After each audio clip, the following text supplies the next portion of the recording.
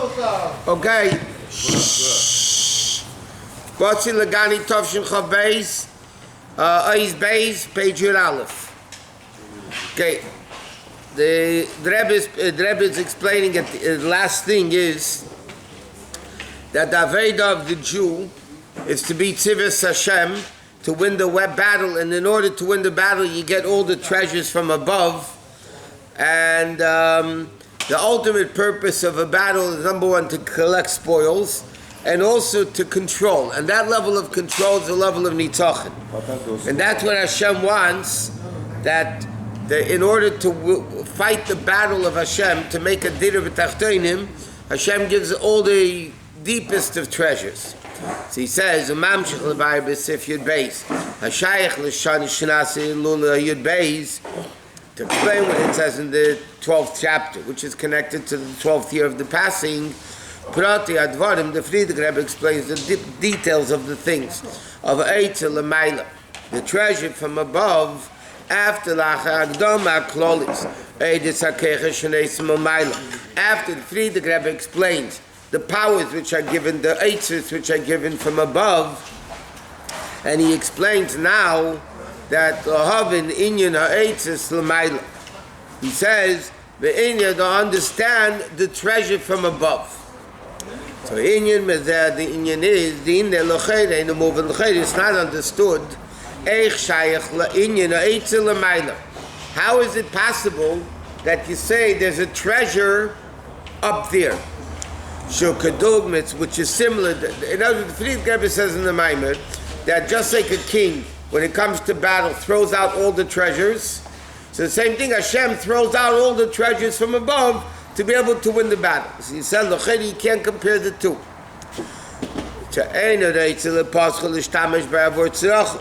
It says normally the king doesn't want to use the treasures without battle. He doesn't want to use the treasures. Why?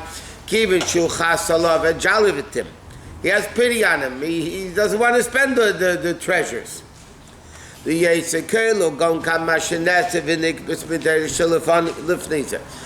the treasures are not only what he got, what he collected, it's of all previous generations also. And those treasures are more important than all the necessities of the king. Because this is something that the king doesn't even show at all. Sounds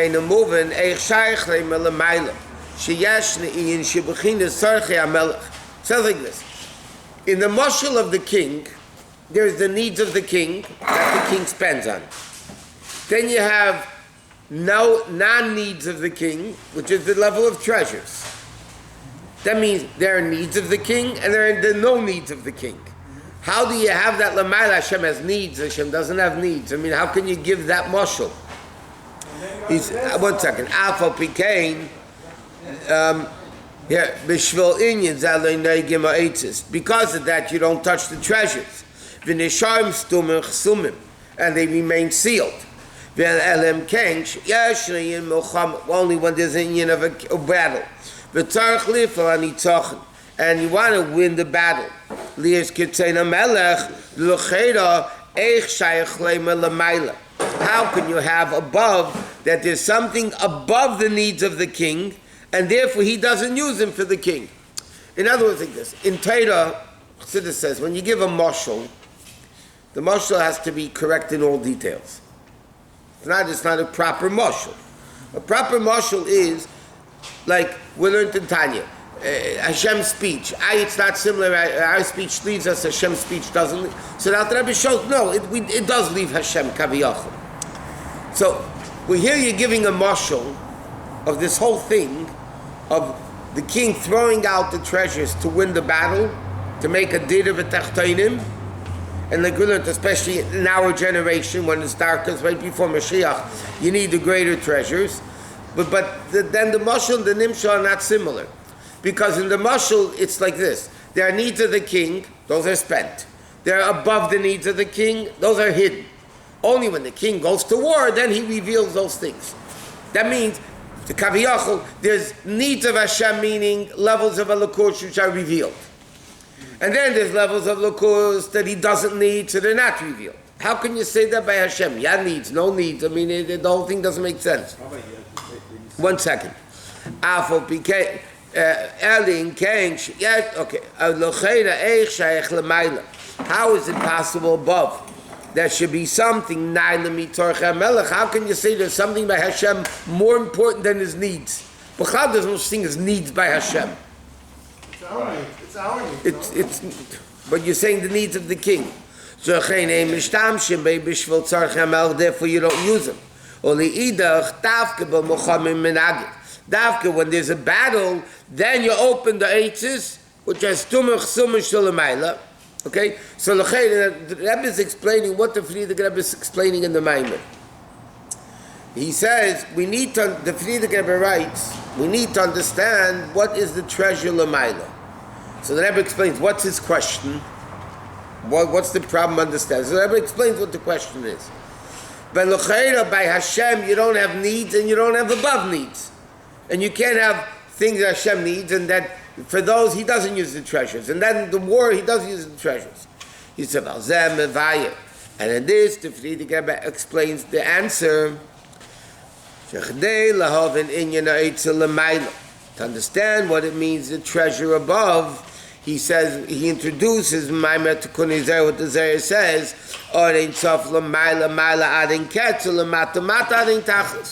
so therefore he introduces in Parikut Beis the whole concept of Elokus is order itself is Lamayla Mayla Adin Ketz, infinitely great and infinitely low. By understanding this, the Rebbe is going to elaborate on, we will understand the concept of why there's needs of the king and why there's above the needs of the king. It's a mashal Chassidus gives for Hashem.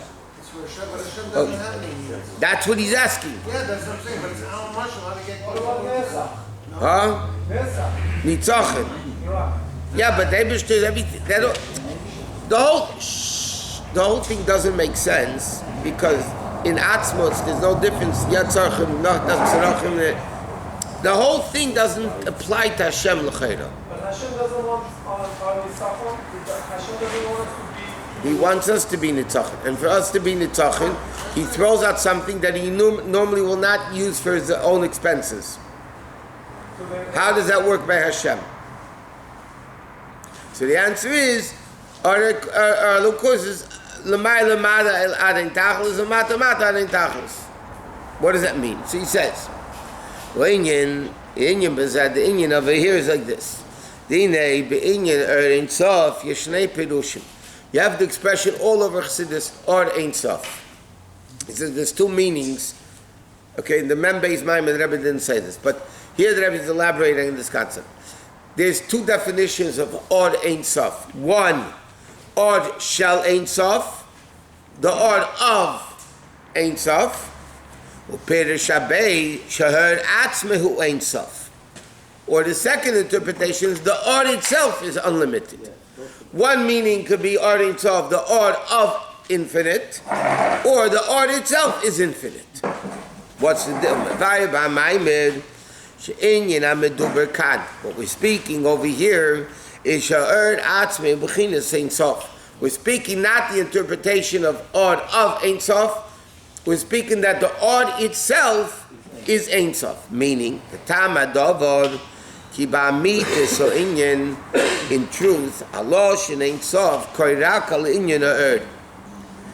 Ein Sof, you can't say on God. You can't say God has no end, because he has no beginning either. And something that has no beginning, you can't say he has no end. Because if he wasn't hired, he can't be fired. If he wasn't made, he can't be unmade. Okay? So the Rebbe is explaining, there's a problem with the term Ein Sof, because Ein Sof only goes on Or Ein Sof. That the Or Ein Sof. You can't say God is unlimited. Because that's limitation. Because that itself is limitation. No, I'll explain it. Because is he limited? He's unlimited. Then that's a limitation. Pashis Pekudei, no, I'm sorry, Lamayla Yosin Yin Hashem, even higher than Or is the name, Shebakama Pratim Shem Va'arin Yachet. In many things, shame, name, and Or are the same thing. It's not for now. And the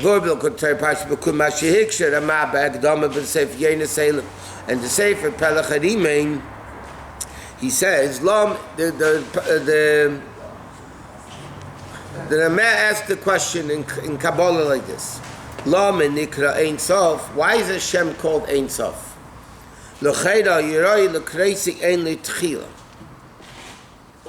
Why is Hashem called Ein Sof when he's really Ein Tchila? We always use the expression Kabbalah Chassidus, Hashem is Ein Sof. He says, really, the question is, should be called Ein Tchila. Why? Dahainu Shul Kadmin, that there's nothing before him. Ki b'chlal kadmin o b'vadi nitzchi. Avol nitzchi ain't kadmin. In other words, you can have no end, but it has a beginning. Right? Something was created by Hashem, infinite. No end. But that was, before it was created, it wasn't here. But if something wasn't made, it cannot be unmade. That's self-understood. Ki b'chlal kadmin b'vadi nitzchi. But nitzchi doesn't mean it ain't kadmin. Just because you're eternal doesn't mean you're not always existed. Once you exist, you're eternal. Like it says in Kamen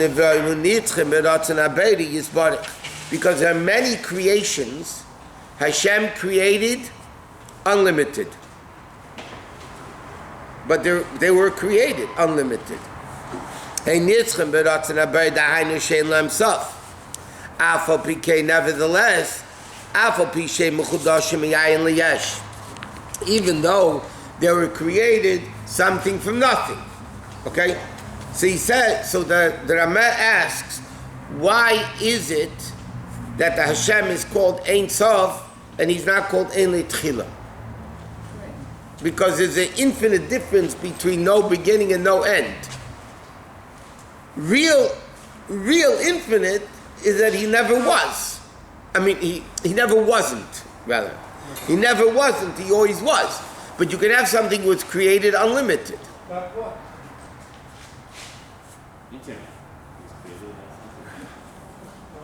Internet is limited. I'll give you an example. Wi-Fi. What it means, that doesn't say it here, but the marshal, the sun and the moon, yeah, that are as strong as they were from the beginning of creation. No. Yes, according to Torah they are. Minutely. No, according to Torah, Yerushalmi says, "Bihi barim chazakim kiyem barim." They're as powerful as they were when they were created. There's Baba Maisa in science that they keep getting weaker as a Baba Maisa. According to Torah, they're as powerful. Now, we learned already in the past. There's everything in existence is there's kayamim b'min and kayamim b'ish. There is the species is always existing, and there is the thing itself always existing. For instance, mankind always exists, but it's not the same man or woman. Okay? Animals, plants, trees, trees exist. It's not the same tree from 5,007. Okay. But sun, moon, the mountains, they're called what's kayam and bi'ish. The thing itself is permanent. It's not that the sun replaces itself and now there's a new sun, every 1,000 years there's a new sun. It's the same sun. So you're dealing evolution, Right. This contradicts the whole concept of evolution. One second. You're confusing my limited brain. My brain's not Ein Sof and not in Tchila. My brain is soft and it's very limited. So, what does that mean? So Chassidus explains that everything is eternal. Mankind is eternal, animals are eternal, plants are eternal. The difference is, where do you see a greater level of Ein Sof in the fact that the same thing exists still today, and it's not any weaker. So you have a mashal, the sun, the moon, the planets, the already. That is Ein Sof. They're unlimited. They're eternal, but they're not infinite. Eternal means, in this he's talking about there's no end to it, meaning it is eternal. It's not talking Ein Sof, that there's no limitation. Ein Sof means there's no end. Touch the words. It doesn't say Ein Le Gvul. It doesn't say there's no limitation. It doesn't say it's Bli Gvul. It says Ein Sof means there's no end to it. So the Rama asks, Hashem is not only Ein Sof, because you can have Ein Sof, no end, but it had a beginning. Hashem has no beginning. It's even a much greater level. Because if it never had a beginning, it can never be Ein Sof. Something Hashem created to be no end, one day Hashem could decide there's an end. Correct? But if you never were, you never were created, so the Rama asks, Hashem, we should call mainly Tchila. So Ein Sof for more than. V'tirutz, the Masha called him Ein Sof. So the Rama says that because of that he learns, it doesn't mean the Od of Ein Sof, because an Od would mean the Od of Hashem, who's Ein Sof. And that's incorrect, because Hashem is Ein Le'Tchila. What does Od Ein Sof mean? That the Od is Ein Sof. But Od has a beginning. The Mar, the luminary that makes the light, that's the source of this.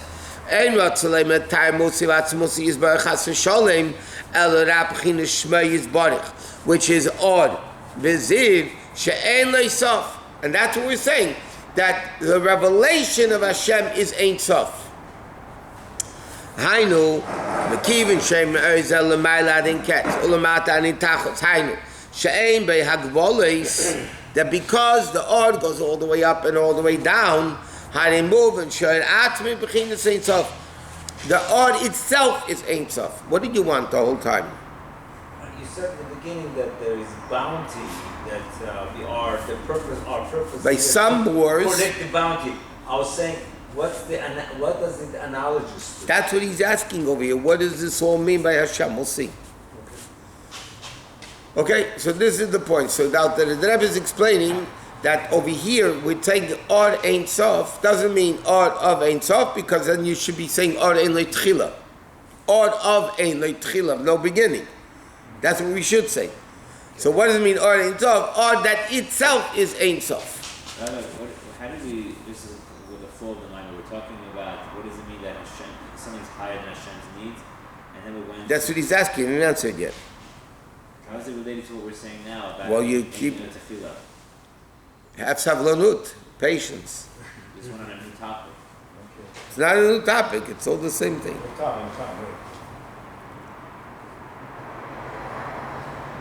Obviously Hashem doesn't have needs and Hashem doesn't have not needs. But by understanding the concept of needs by us and above needs, then we'll understand in the Nimshal the way it is by Elokus. Okay. Mevaya ba Maamar. Now, why is the Or Taka Ein Sof? Because Or is similar to the source, meaning Or, light, reveals the source. He said, you look in this room, you see there's light, you know right away it's not sunlight, it's electric light. You walk outside, you see sunlight, moonlight, this light. Or, without even seeing the source, or shows what the source is. Indicates. It reveals the source. And therefore, or could be Ein Sof. Or could be Ein Sof. Now the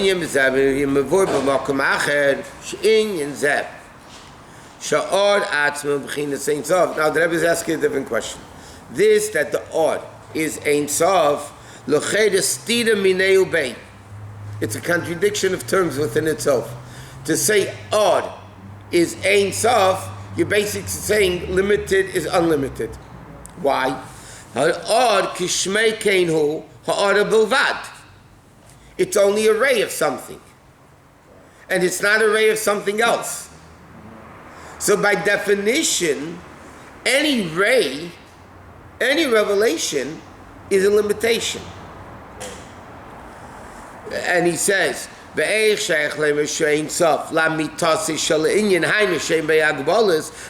has no limitations. Because any revelation, the way it's revealed and not a different way, itself is revelation. This more and more thing is very confusing. Good, Baruch Hashem. Beginning. I told you this Maamar is much harder than the Tafshim and Beis Maamar. Is that what this is the first one also, no? No, not like this. So he says, okay. So he says, Acho inyan hu, tezeh sha'od ein sof, ein da mitzad atzmei, alafi sha'nim tzemi amor v'umein amor. Okay. In other words, like this. He says, the question is, how can you say the odd is ein sof when odd is by definition limited? So he says, there's two aspects of the odd. The odd is the way it is as a revelation, and then it's revealing the essence. So there's two aspects of the odd. This that the odd is unlimited is not because revelation is unlimited. Revelation cannot be unlimited because the way it's revealed is automatically a limitation. It's revealed this way and not a different way. Because if all revelations would be the same, then you wouldn't have different revelations. So it reveals it this way, this reveals it this way, this reveals it that way. Now, that itself is limited. But because odd is me'ein hamor, because odd is reveals the essence, so that aspect of odd is infinite. Again. The revelation, the level of odd that reveals the essence, that is unlimited, Taka. Because we're not talking about the revelation of the essence, we're talking about the essence. He explains. Okay. Dine Yaduam Shemod Yocheli is basic Fani Hashpa. Okay, this is very basic, a lot of chassidus. He says in mashpia, in giving sustenance, you can have two ways. You can have od and you can have shefa. Let me explain the difference over here. You have od, sunlight reveals the sun. That's one type of, the sun gives light. Then you have another level, the teacher teaches seichel to the children. The teacher is teaching seichel. He's also mashpia Endows. to the seichel, to the child. But over there he's giving something substantial. He's giving wisdom. It's also a type of hashpah.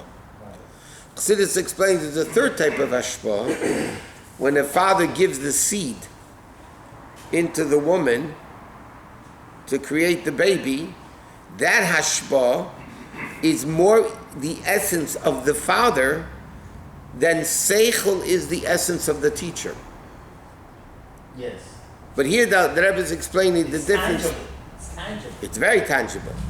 But because of that, the child is created with more similarities to the father Yes. than the similarities between the student and the teacher. And it's different than light from the sun. But they're different. So you can have, you can have or and you have shefa. Shefa is mashpia, when you give over something. So he says, let's see it inside. The more yocheli is basic fani hashpa. Eif and hashpa, that's called erd, like the sun gives sunlight. But eif and hashpa shenikri b'shem v'achilik b'neihem. The difference between od and shefa, he says, inyan hashefa shenimshech mitzias davar and muhus davar. You're giving something. If I pour you a drink, I mashpi a drink to you. I'm giving a drink to you. But he says, then I'm giving davar muzda, like it says, shafat mayim techasech. He's giving like water. So he's giving something substantial, meaning, damshacha samayim mayim ibe'efen shenimshech muhus shel mayim. The whole essence of the water is being given over. But mashenk in shemesh Eina mitzias imhus davar. Sunlight is not essence of something. Sunlight is orak ha'aro bilvad. Lochein ein peil shum shini b'hashemesh. Therefore, the sun doesn't change. V'lei nechzer kumi hashemesh. There's nothing missing from a sun. If I have $100 and I give you 50, so I'm mashpia to you 50. Yeah. Now I'm losing something by it. Okay? By odd, whether the sun gives light or there is light or no light, there's no change in the sun. Because I'm not giving over my essence. My essence is up there, 93 million miles away. Odd. The light doesn't change when there's light or not. This light that you see is the ore that came 8 minutes ago from sun. If you say so. Okay, no. So it doesn't make any difference. No, the sun doesn't change. It doesn't matter how long it takes down. Right, the sun doesn't change. The sun doesn't change. But by Shefa it does. When I'm mashpia something, so I'm losing the thing I'm mashpia. Okay. So you take giving something of yourself. Oh, 1 second. So you change. If you're giving something of yourself, so you have less of what you had before. Right, that's what I So just the same said. thing with the sun. No, the sun doesn't lose anything by it. Rabbi, if it radiates energy, it loses something. It doesn't, no. It doesn't. This light doesn't lose anything. I mean, because it's electricity, so it it's lit. But not by sun. This is just a When a candle is lit and it's giving light to the room, right. is the candle, what's it losing? You see the mass. It's not losing light, it's losing oil. It's losing, Exactly. but it's not losing light. Okay. It's not losing light. But not that- If I pour you a cup of But water, the I'm sun- losing the water. sun is exactly the same like the candle. It loses the mass. It doesn't lose. That's what I'm telling you, it So where doesn't. the energy comes from? The energy flows, it takes away from something.